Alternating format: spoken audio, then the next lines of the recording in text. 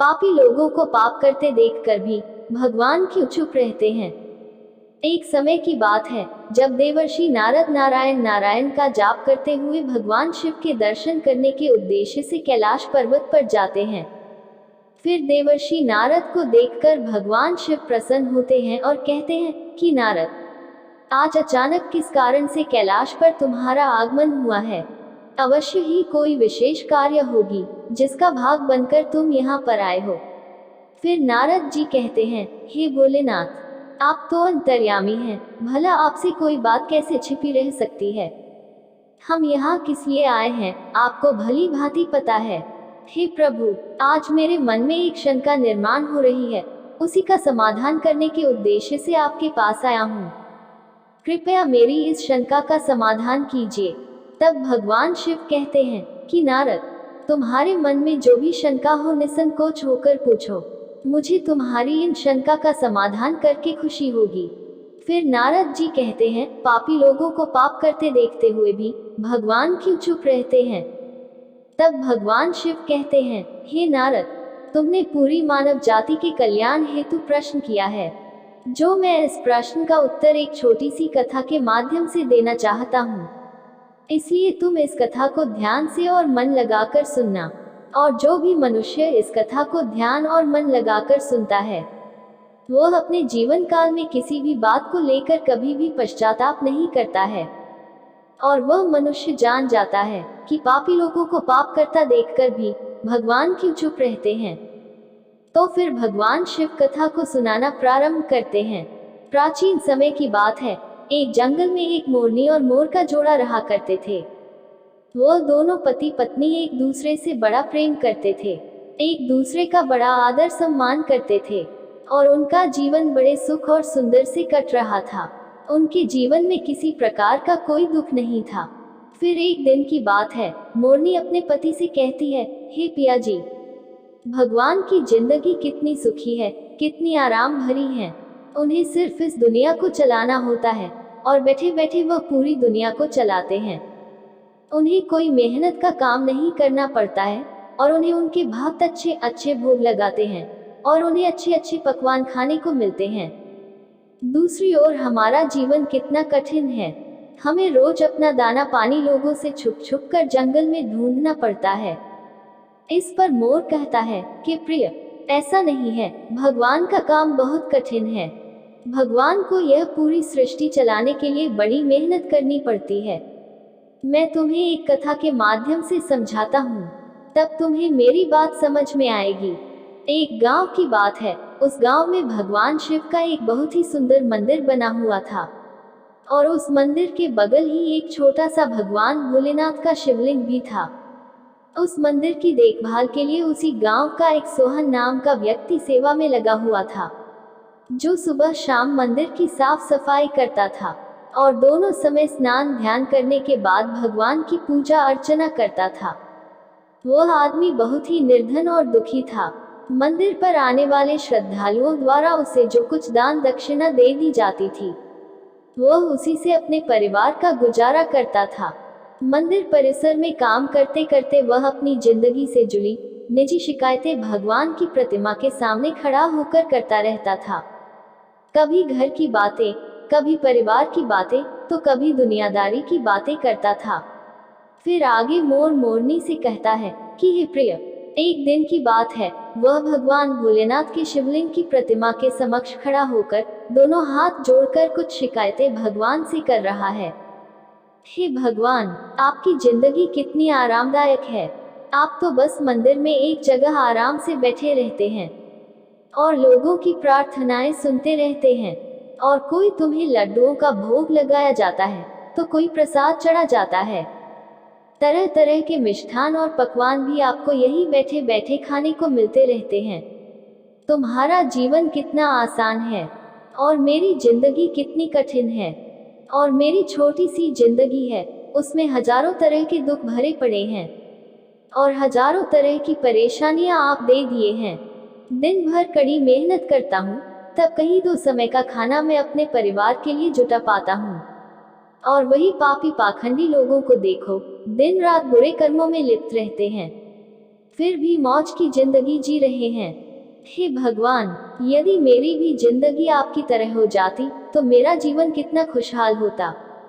तभी अपने उस भक्त की ऐसी बातें सुनकर भगवान से रोका नहीं गया, और वह उसी शिवलिंग की प्रतिमा से ही अपने त्रिभुज रूप में भगवान शिव अपने नंदी के साथ में प्रकट हो जाते हैं और कहते हैं, हे पुत्र, तुम गलत सोच रहे हो, तुम जैसा सोच रहे हो वैसा नहीं है।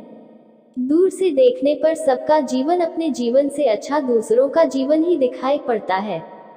जब हमें उसकी वास्तविक जिंदगी का पता चलता है तब समझ में आता है कि यह तो मुझसे भी गया गुजरा जीवन जी रहा है। तुम मेरी जिंदगी को आसान समझ रहे हो, मेरा जीवन उतना आसान नहीं है जितना तुम समझ रहे हो।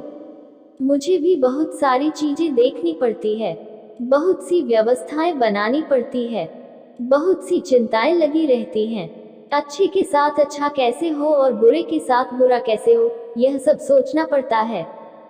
कोई किसी असहाय को रुलाता है, कोई पीड़ित को पीड़ित करता है तो उसकी रक्षा करनी पड़ती है।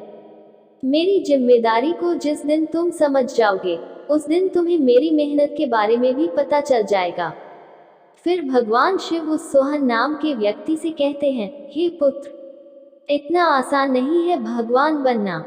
जिस तरह एक पिता बनकर मनुष्य अपनी संतान के लिए अपने दायित्वों को निभाता है, उनके दुख सुख अच्छे बुरे का ख्याल रखता है, उसी तरह मुझे भी तुम सबका ख्याल रखना पड़ता है।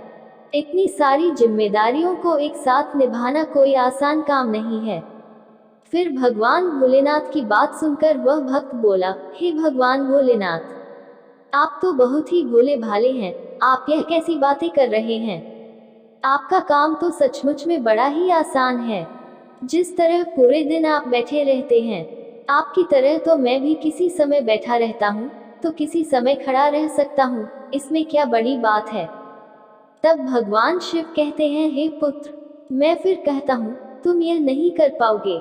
मेरे इस कार्य में बड़े धैर्य की आवश्यकता पड़ती है, और मनुष्य में इतना धैर्य नहीं होता है कि वह परिणाम घोषित होने तक रुक सके। मनुष्य के अंदर यह कमजोरी होती है कि वह थोड़ा सा सुख पाता है तो वह घमंड से भर जाता है, और जरा भी दुख आता है तो वह टूटकर शीशे की भांति बिखर जाता है। वह अपने धैर्य को बनाकर नहीं रख पाता है। फिर भक्त बोला, अच्छा अगर ऐसी बात है तो आप मुझे एक दिन के लिए आपकी जिंदगी जी लेने दीजिए, फिर आप जैसा कहेंगे मैं वैसा ही करूंगा।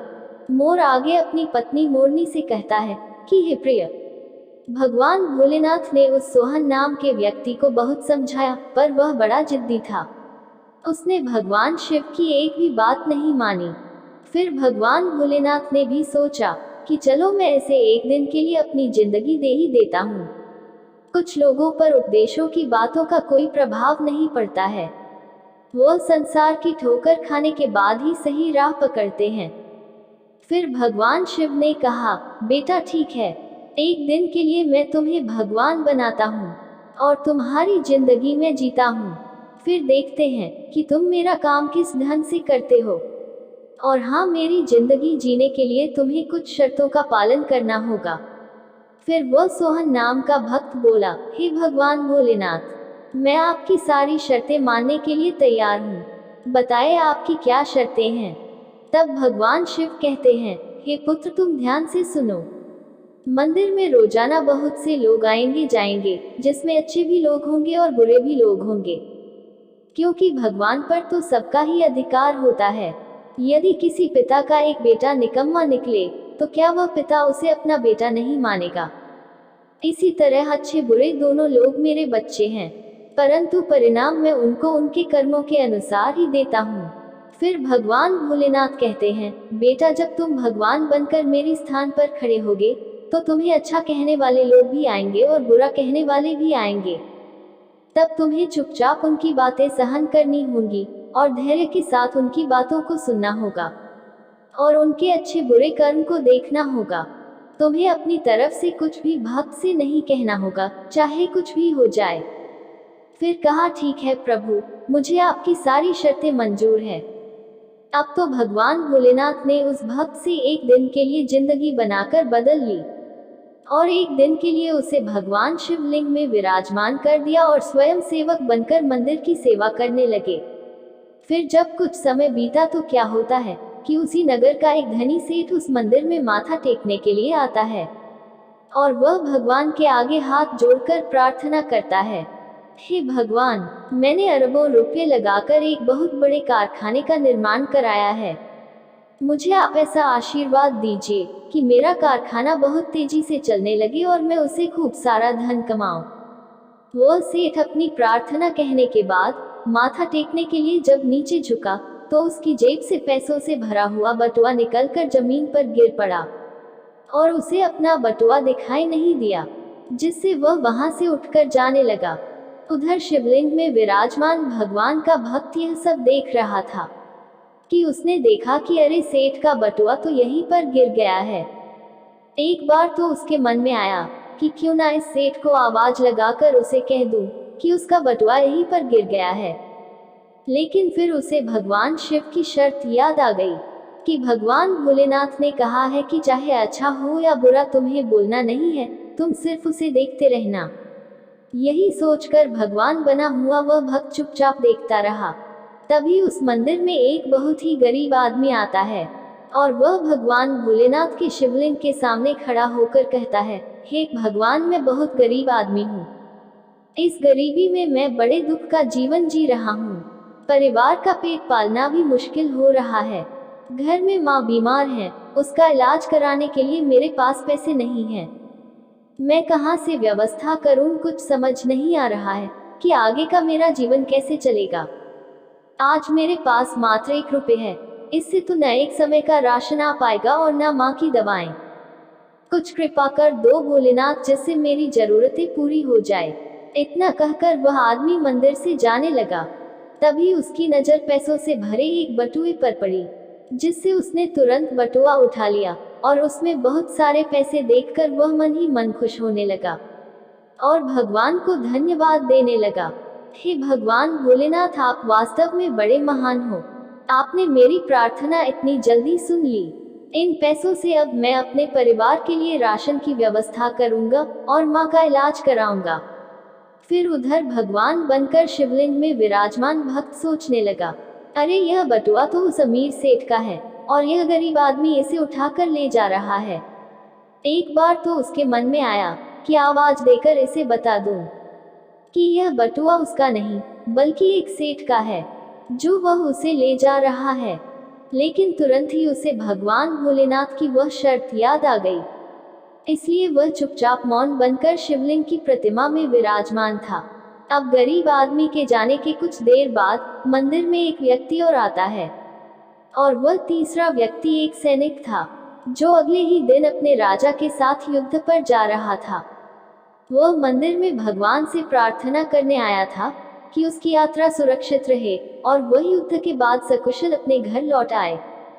वह सैनिक प्रार्थना कर ही रहा था कि इतने में वही व्यापारी अपने कुछ लोगों के साथ मंदिर में दाखिल होता है, जिसका पैसों से भरा हुआ बटुआ मंदिर में गिर गया था।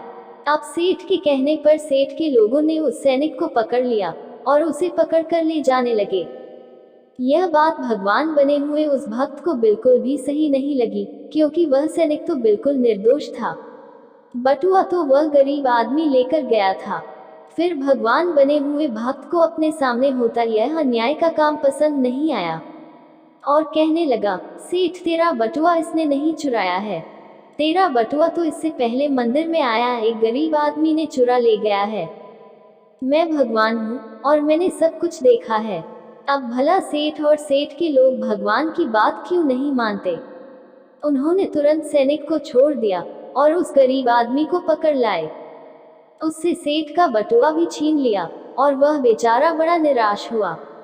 उधर जब एक दिन का समय पूरा हुआ तो भगवान भोलेनाथ मंदिर में आए और उधर भगवान बने हुए उस भक्त ने पूरे दिन का घटनाक्रम भगवान भोलेनाथ को सुनाया और बड़े गर्व से कहा, हे भगवान, मैंने एक सैनिक के साथ हो रहे अन्याय को होने से रोक लिया।